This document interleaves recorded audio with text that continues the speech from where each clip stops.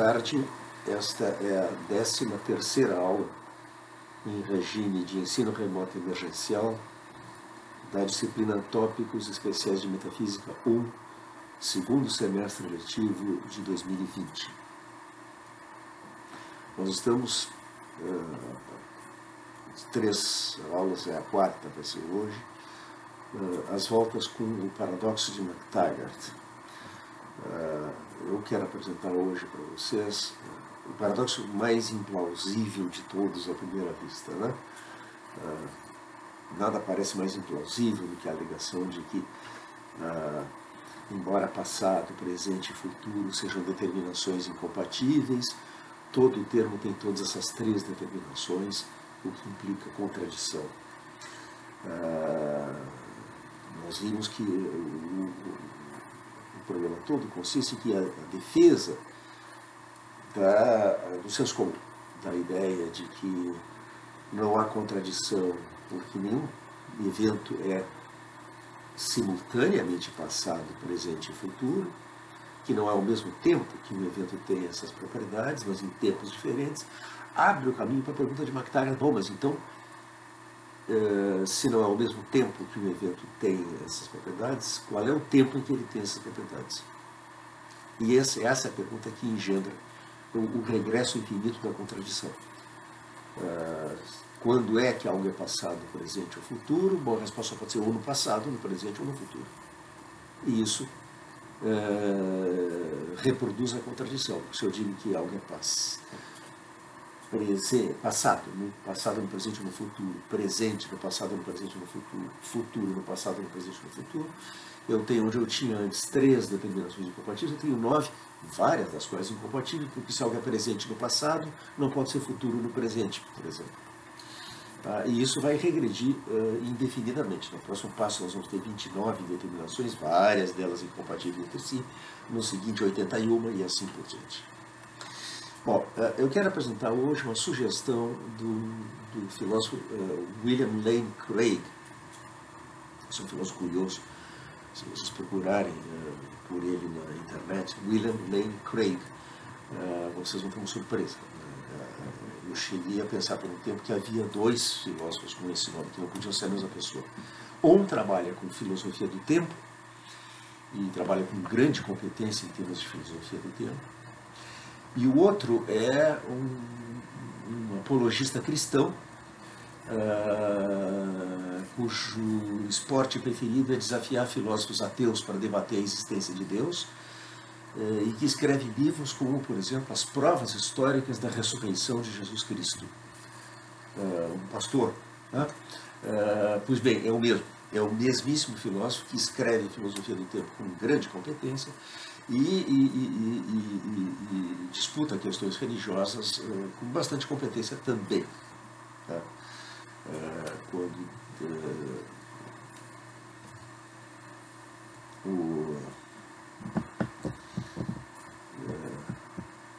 Stephen Hawking é um físico. Richard Dawkins aceitou um convite do William Lane Craig para debater, tomou uma surra.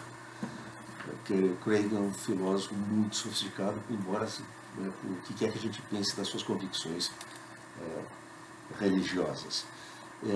Os 2 aspectos da personalidade convergiram finalmente num livro chamado Tempo e Eternidade, em que Craig, contra a tradição prevalecente na filosofia cristã, sustenta que nem mesmo Deus está fora do tempo. A eternidade de Deus consiste em sempre eternidade. Deus está presente a todos os tempos. A eternidade não é atemporalidade, mas duração temporal ilimitada. Mas Deus existe no tempo. O que torna compreensível, por exemplo, que Deus tenha podido encarnar na pessoa de Jesus Cristo, que teve uma existência histórica num tempo determinado. O Deus não está fora do tempo. Bom, isso é curiosidade acerca de Craig. Agora, eu quero apresentar a sugestão dele no artigo que nós temos no Dropbox, como tudo mais, McTaggart's Paradox and the Problem of Temporary Intrinsics. O que Craig propõe nesse artigo é considerar o paradoxo de McTaggart como um caso daquilo que David Lewis chamou o problema dos intrínsecos temporários, que Lewis discute no seu livro The Plurality of Worlds, e que é, como Lewis escreve, o problema clássico da mudança. Tá? Então, trata-se de explicar como é que um objeto pode mudar, preservando a sua identidade. Tá? Esse é o clássico problema da mudança.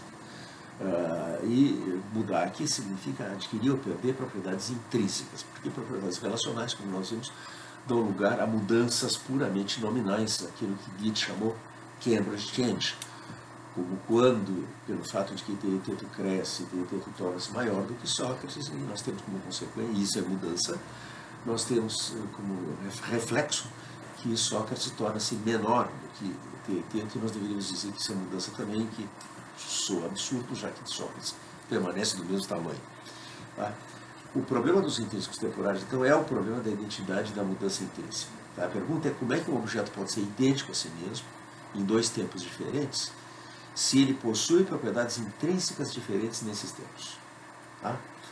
O Lewis escreve assim: coisas persistentes, que persistem ao longo do tempo, mudam suas propriedades intrínsecas. Por exemplo, forma. Quando eu estou sentado, eu tenho uma forma dobrada. Quando estou em pé, tenho uma forma retilínea. Ambas as formas são propriedades intrínsecas temporárias. Eu tenho essas propriedades, qualquer delas, apenas durante algum tempo. Como é que essa mudança é possível?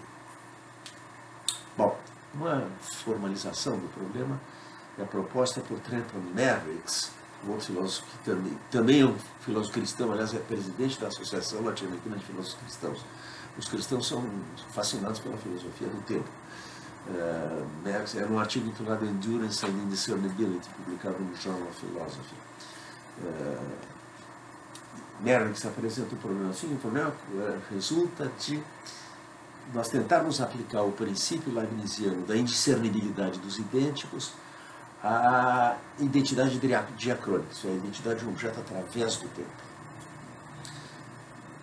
Então aqui fica o paradoxo assim: vamos supor que O, um objeto qualquer, O, no tempo T, é idêntico com O no tempo T'. Tá? O objeto permanece idêntico ao longo do tempo. Muito bem, agora vem as duas suposições que vou importar. O em T está dobrado. O em T não está dobrado. Pelo princípio da indiscernibilidade dos idênticos, se O em T é idêntico com O em T', então O em T tem a propriedade F, C e somente C, O em T tem a propriedade F. Conclusão: O em T está dobrado e não está dobrado. Redução ao absurdo.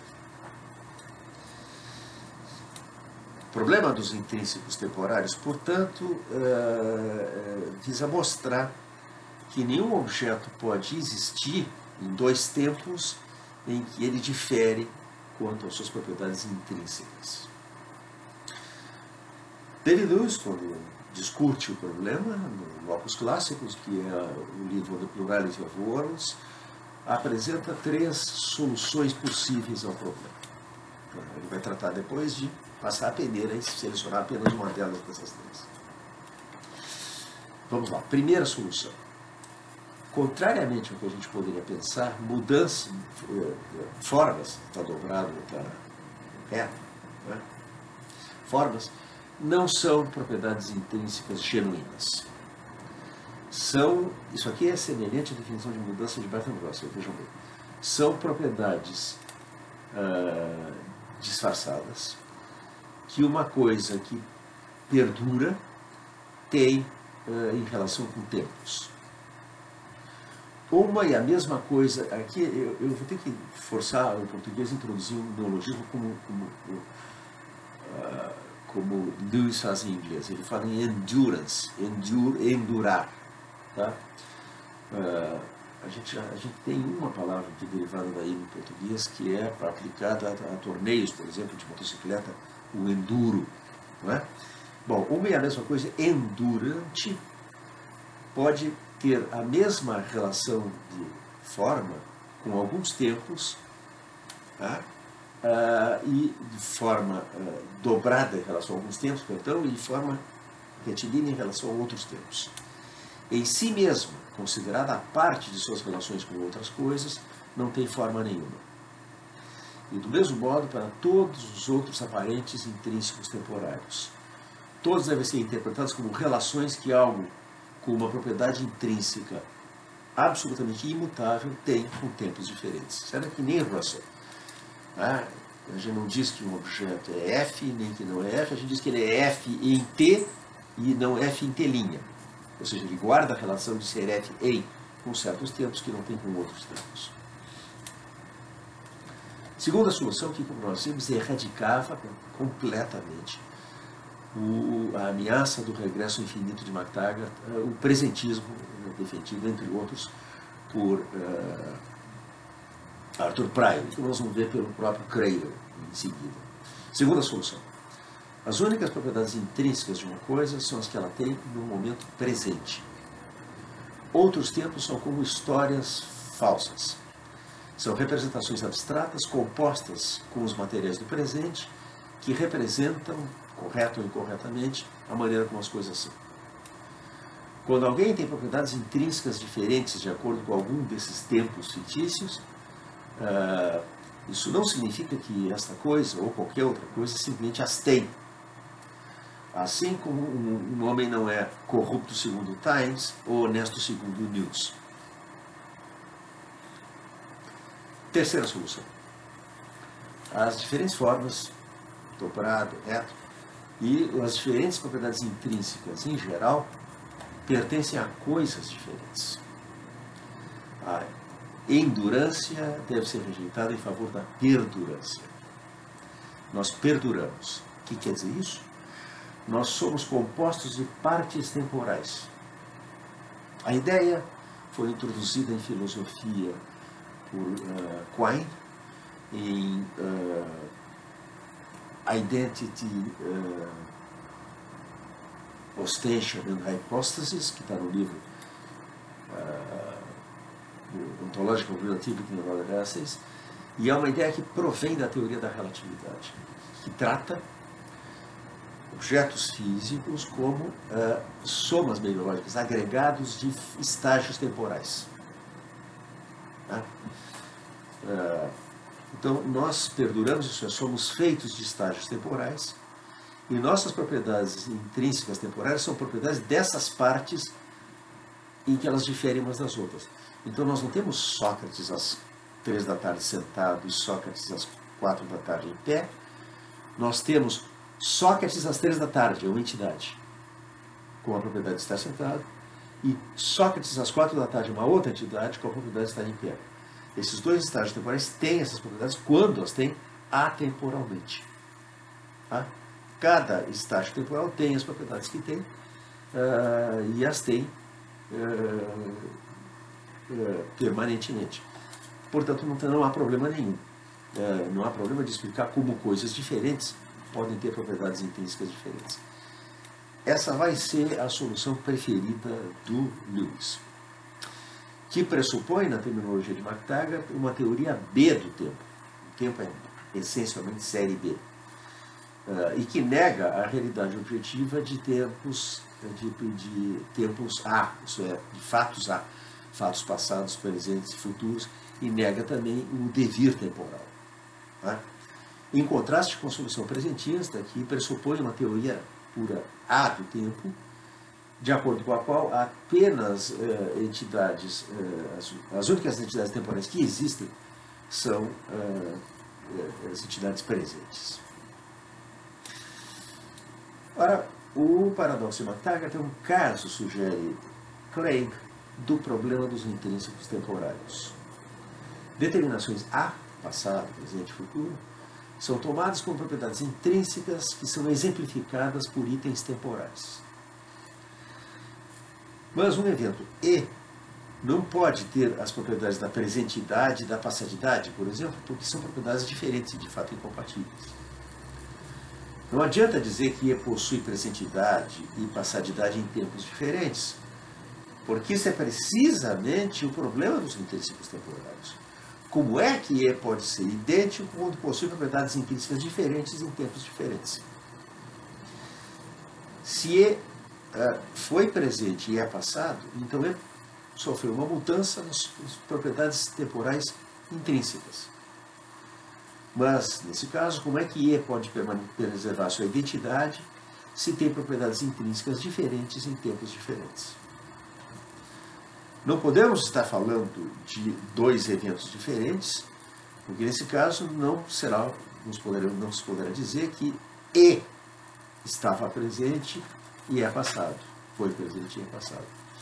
Portanto, determinações A, propriedades da série A, passado, presente, futuro, devem ser ilusórias. É particularmente interessante ver como é que as três soluções disponíveis de Lewis se aplicam à resolução do paradoxo de McTaggart. A primeira solução, a solução russeliana, sustentaria que determinações A não são propriedades intrínsecas, mas relações disfarçadas com tempos. E, por exemplo, pode ser presente em relação a algum tempo e futuro em relação a outros tempos. Em si mesmo, considerada a parte de suas relações com tempos, E não tem nenhuma determinação A intrínseca, nem passado, nem presente, nem futuro. Ora, se como essa solução sugere, determinações A são realmente relações com itens na série temporal, então devem ser compreendidas como relações de itens ou numa série A ou numa série B. Com respeito à série A, o evento E, por exemplo, é futuro relativamente a um certo momento há 10 anos atrás. Com respeito à série B, E é, por exemplo, passado relativamente a 1º de outubro de 1997, uma posição da série B. Ora, se relativizamos eventos a momentos da série B, então as propriedades A, de fato, foram convertidas em relações B.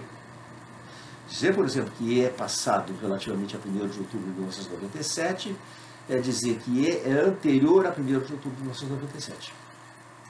Assim, as determinações A são reduzidas a determinações B não flexionadas temporalmente, permanentes, né? De tal forma que fatos A, fatos passados, presentes e futuros, não têm lugar na nossa ontologia. Russell, como nós somos. E é exatamente a queixa de McTaggart contra as mas nesse caso não há realmente mudança. Tá? Assim, essa opção não pode resolver o desafio suscitado pelo problema dos intrínsecos temporários para determinações A, passado, presente e futuro. Mas, se interpretamos, se concebemos determinações A como relações com momentos na série A, não resolvemos nada, porque essas determinações são, nessa opção, relativas ao presente, que ele próprio deve, como uma determinação temporal relacional, ser presente relativamente ao presente, relativamente ao presente, relativamente ao presente e assim por diante, que, como o McTaggart se queixa, ou é um círculo vicioso ou um regresso vicioso, um regresso infinito. A única maneira de deter esse regresso seria dizer que há um presente não relacional, mas nesse caso o presente deve ser fixo e imutável, se o problema dos intrínsecos temporários deve poder ser evitado, o que é absurdo que o presente seja imutável. Assim, a primeira solução, a solução russeliana, é imprestável para salvar a objetividade das determinações temporais, prevenindo o problema dos intrínsecos temporais. O que é talvez o motivo porque nenhum teórico A do tempo, desde McTaggart, tratou as determinações A, passado, presente e futuro, como relações. Bom, vamos à terceira solução, que é a defendida pelo próprio Lewis. O que torna o paradoxo de McTaggart um caso peculiar desse problema é que a solução de Lewis não funciona no caso de McTaggart. A solução perdurantista, com o seu apelo às partes temporais diferentes de uma entidade alocadas em tempos diferentes, é inaplicável ao problema de McTaggart, porque o evento E não precisa persistir no tempo, mas poderia existir apenas num instante T. Assim, nós não estamos tratando, como nos casos normais do problema dos intrínsecos temporários, com alguma entidade que persiste de T a T', mas tem propriedades intrínsecas diferentes nessas locações respectivas diferentes e, no entanto, permanece idêntica a si mesma. Antes, E pode existir apenas em T e, no entanto, ser idêntico nesse tempo, idêntico a si próprio, em que pese que E em T tem tanto presentidade como passadidade. Porque E não persiste através do tempo, não há lugar para uma solução que postula partes temporais de E, cada uma das quais tem propriedades intrínsecas diferentes, por exemplo, presentidade e passadidade. O paradoxo de McTaggart envolve um estranho caso em que a identidade sincrônica de E é preservada diacronicamente. Para evitar que a identidade de E seja destruída ao longo do tempo, precisamos, assim parece, negar que há determinações A objetivas. É exatamente o que faz Lewis. O que sugere agora Craig na esteira do que foi proposto por Pryor e outros anteriormente. Como fica a segunda solução? Uma metafísica presentista. O núcleo de uma solução presentista é a insistência de que ter uma propriedade simplesmente é algo que ocorre no passado, no presente e no futuro. Tem uma posição na série A. Numa ontologia presentista, o problema dos intrínsecos temporários não pode surgir porque há no presente, porque no presente não há tempos que se sobrepõem ao compartilhar um objeto O. Pois O existe no presente. Estamos conjugando o verbo existir no presente. O existe apenas em um tempo, o tempo presente. E, portanto, não tem ter do presente, do indicativo, propriedades incompatíveis, como teria se existisse atemporalmente na série D, com diferentes propriedades em tempos diferentes. Todas as propriedades que O tem são as que tem no presente, e assim nenhuma contradição pode surgir. Pois mesmo se O passa por mudança intrínseca entre T e T', ainda assim não tem presente indicativo de ter propriedades incompatíveis. O tem apenas as propriedades que presentemente tem e elas são mutuamente compatíveis.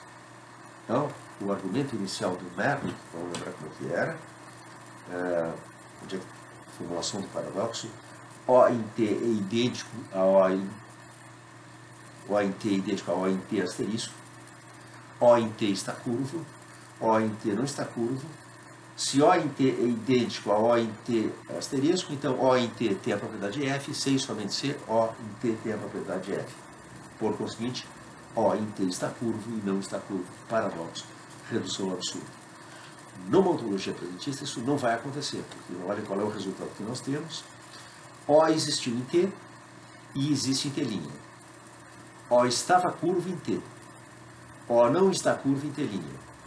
Se O existiu em T e O existe em T', O que existiu em T é F, C e somente O que existe em T, asterisco, é F. Flexionando temporalmente todos os verbos no argumento, o presentista evita a contradição. Aplicando essa solução ao caso do paradoxo de McTaggart, o que emerge é que um teórico A do tempo, o tempo é exclusivamente série A, não pode compreender atribuições gramaticais de passadidade e futuridade a eventos em termos da inerência literal de propriedades de passadidade e futuridade em eventos. Por quê? Porque numa ontologia presentista, esses itens não existem e, portanto, não possuem propriedades. Tais atribuições devem ser explicadas como afirmando que o item em questão foi ou será F. Vou ler agora uma nota do Craig. Ele diz: a caracterização pelo próprio Lewis da segunda solução do presentismo é deliciosamente tendenciosa. Ao dizer que tempos não presentes são como histórias falsas, representações abstratas constituídas com materiais do presente, ele está pensando em tempos não presentes, passado, futuro, por analogia com a maneira como o atualista concebe mundos possíveis. Um único mundo real é o mundo atual, e outros mundos possíveis são estados de coisa que existem com objetos abstratos, narrativas, que não são instanciadas. Como diz Crick, mundos possíveis são estipulados. Né?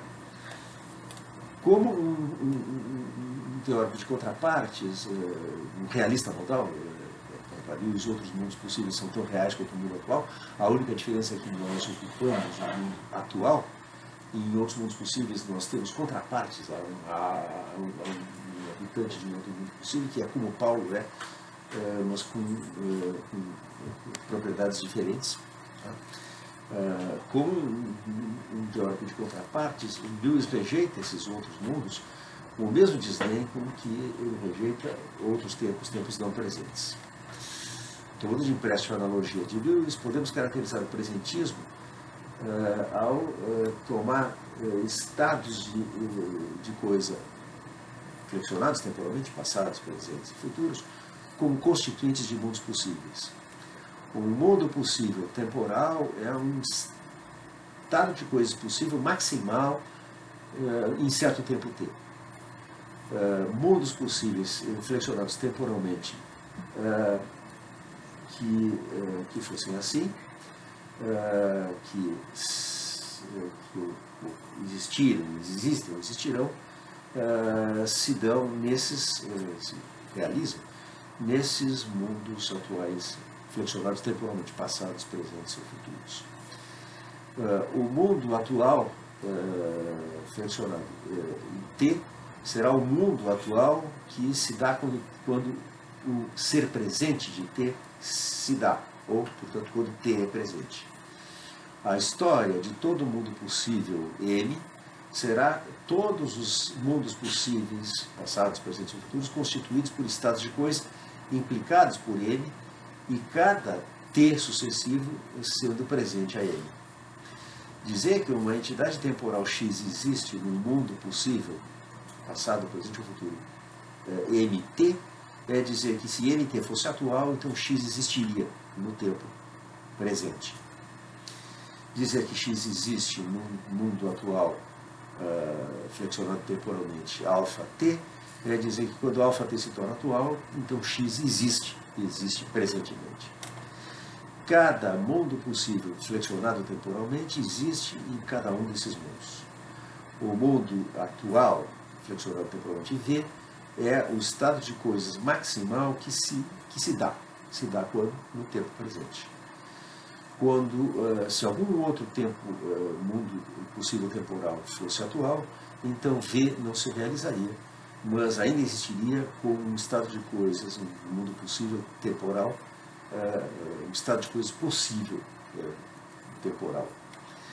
Quando algum outro mundo atual, passado, presente ou futuro, se dá no presente, então V ou ainda não se produz ou já não se produz mais, mas em todo caso V existe num estado de coisas flexionado temporalmente, passado ou futuro, que foi ou será realizado.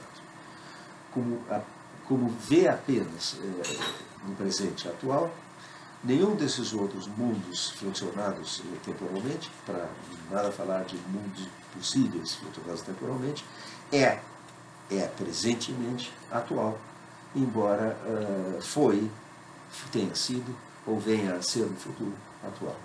Assim, V se distingue como o mundo atual temporal, o único mundo possível que se dá o mundo presente. Então, a ideia é que apenas atribuições de presentidade podem ser tomadas literalmente como a posse de uma propriedade A, ser passado, presente e futuro, por um item temporal. O presentista, portanto, evita o paradoxo de MacTaggart, porque as únicas propriedades intrínsecas A que existem são as propriedades presentes e, por conseguinte, são compatíveis. O que tudo isso implica é que o paradoxo de MacTaggart só é um problema para o teórico que sustenta, como MacTaggart, uma concepção híbrida do tempo como série A e série B,